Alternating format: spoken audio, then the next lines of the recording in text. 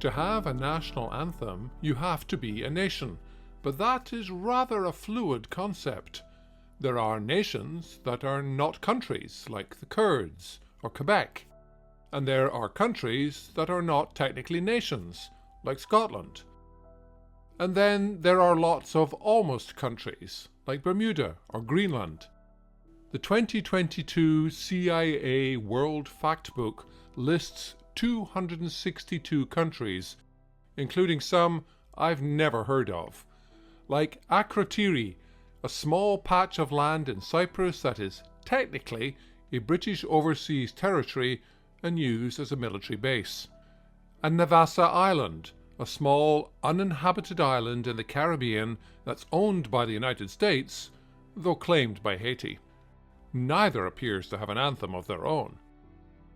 When it comes to deciding which places to include in a list of national anthems, I've decided to go with the United Nations, 193 member states, plus 2 non-member states that we'll tack on at the end. Because we're going to go through every anthem on the list, from Afghanistan to Zimbabwe. Welcome to episode 8 of the series on national anthems, the worst songs in the world.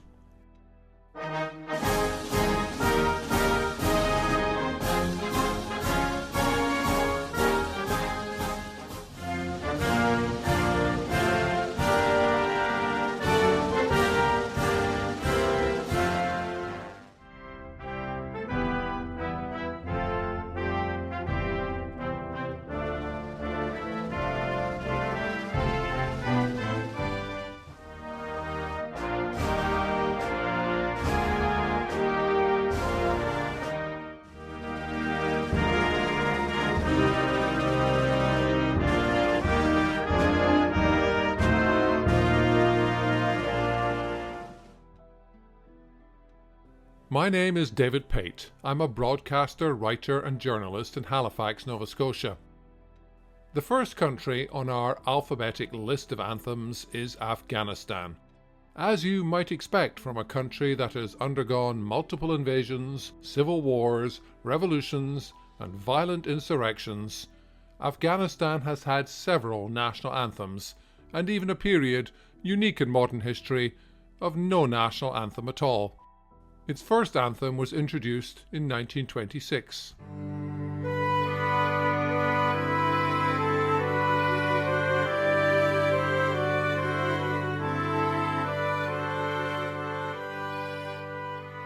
Back then, Afghanistan was a monarchy, and the anthem was called the Royal Salute. It didn't have words. That changed in 1943 when a new anthem, the Grand Salute, was adopted.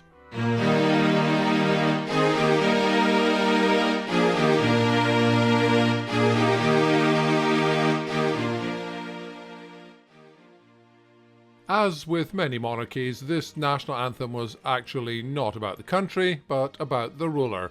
Our brave and noble king, we are your faithful followers. Of course, if your national anthem is about a king, then when the king goes, the anthem goes too. That's what happened in 1973 when Mohammad Zahir Shah's 40-year reign was ended when he was overthrown by a former prime minister who established a republic and installed himself as president. A new anthem was required.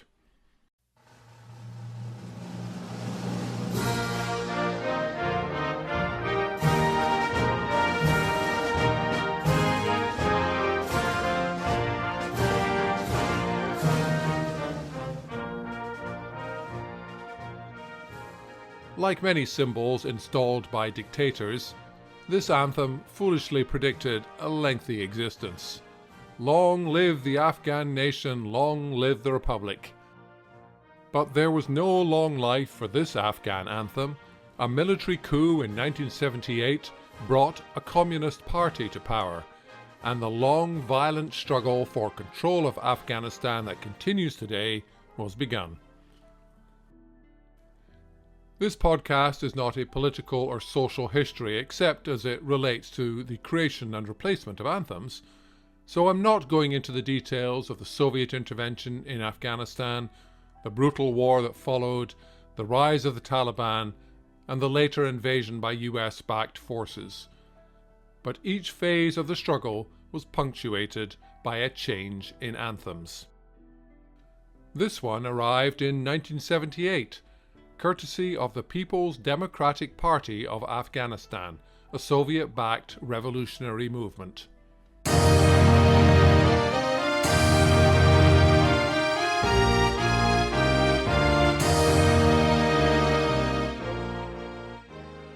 The collapse of communism and the rise of the Taliban brought another change. Fortress of Islam, Heart of Asia was a battle song used by the Mujahideen when they fought against the Soviet army.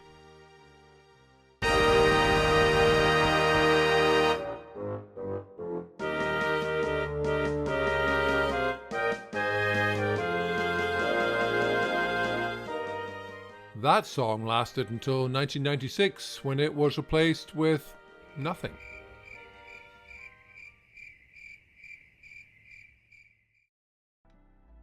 The hardline Taliban government outlawed a lot of things, including musical instruments. So while there was no official anthem, an a cappella song called "This is the Home of the Brave" became a de facto anthem used at occasional official ceremonies. We'll come back to that one in a moment. After the American-backed invasion of Afghanistan in 2001, the new pro-Western government readopted Fortress of Islam, Heart of Asia as its anthem. This was seen as a temporary move, while a competition was held for yet another new anthem. And any potential anthem writers had to bear in mind Article 20 of the Afghan Constitution, which stated, "The national anthem of Afghanistan shall be in Pashto, with the mention of God is great, as well as the names of the tribes of Afghanistan." The result of that was an anthem that spends 2 of its 5 verses listing more than a dozen tribal groups, and apparently still managed to leave out a few. So the song never really tied the nation together as planned.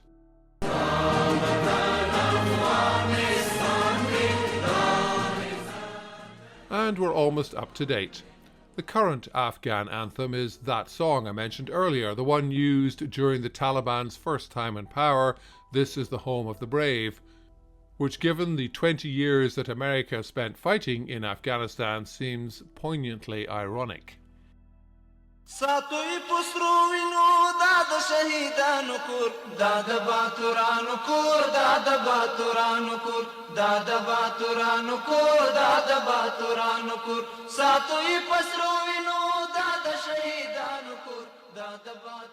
The Home of the Brave, incidentally, is one that celebrates the many skulls of Russian soldiers left behind in the war. The English also get a mention, but not the Americans.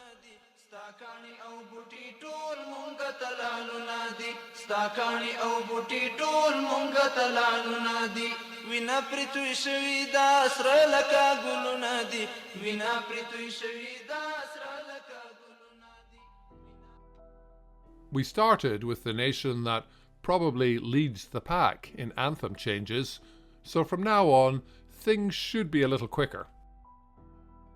We head now to Albania, which has had just one national anthem, adopted in 1912 when the country declared its independence from the Ottoman Empire.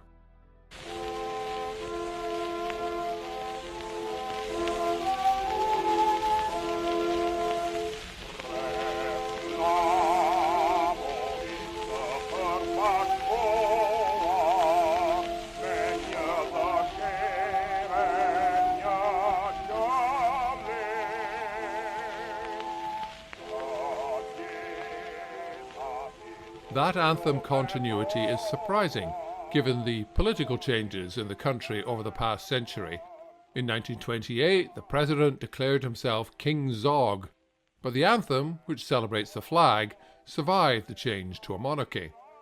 Zog was overthrown when Italy invaded and occupied the country in 1939.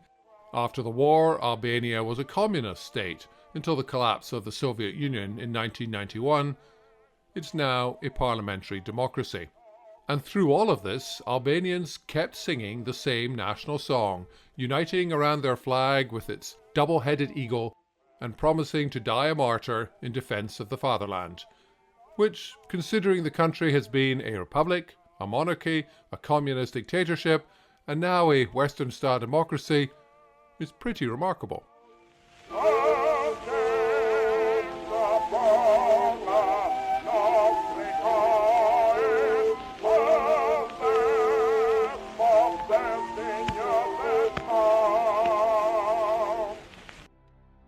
Our next country has also only had one anthem, and it's one of the world's most violent.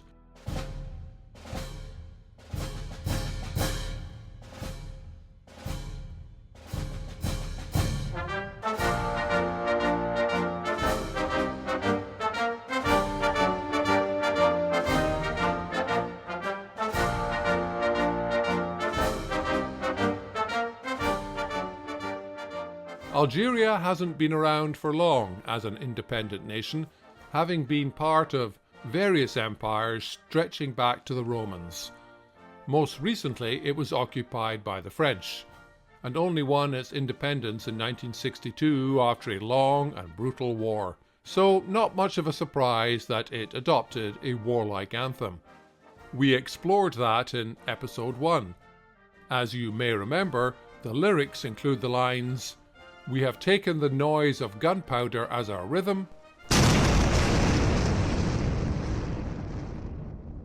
and the sound of machine guns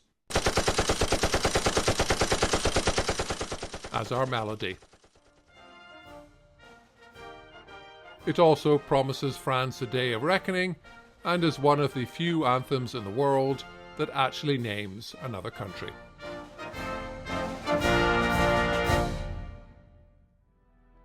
There have been various suggestions over the years that the French stuff be removed, but that debate appears to have been ended by a 2008 amendment to the Constitution, which declares the anthem a conquest of the revolution which cannot be altered, and specifically states that the anthem includes all the verses of the original poem. But you have to hope that, at some point, old wounds will heal, and Algerians will want to look to a peaceful future instead of a violent past.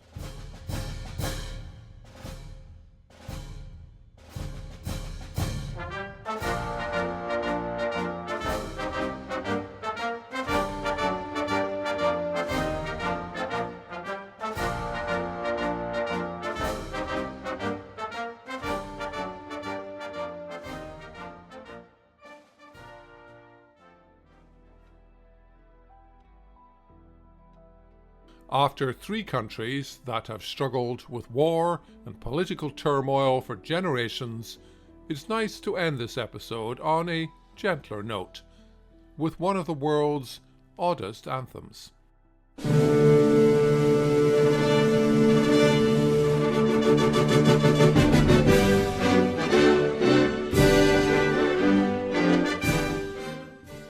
It's not an anthem many people have ever heard. Andorra is one of the world's smallest countries, with a population of around 80,000 people. They've never won an Olympic medal or qualified for a World Cup, so the anthem is rarely played outside its borders. The country is wedged between France and Spain and has a strange form of government. It's ruled by 2 princes. One is the President of France, the other is a Spanish bishop. It's been that way since the 17th century. In practice, they don't do much, and the country is run by a prime minister.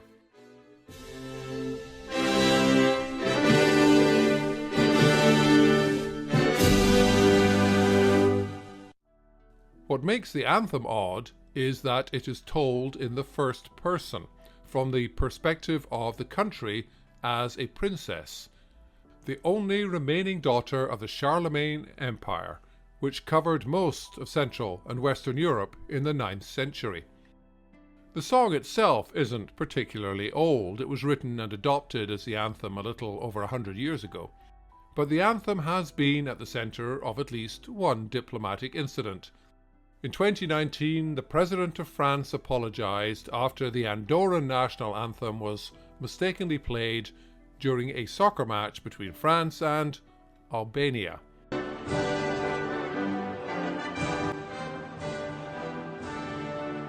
The Albanians were furious and refused to start the match until the correct anthem was played. President Macron told the Albanian Prime Minister the incident was an unacceptable error. But remember, the President of France is also co-head of state of Andorra, so who knows? Maybe something else was going on.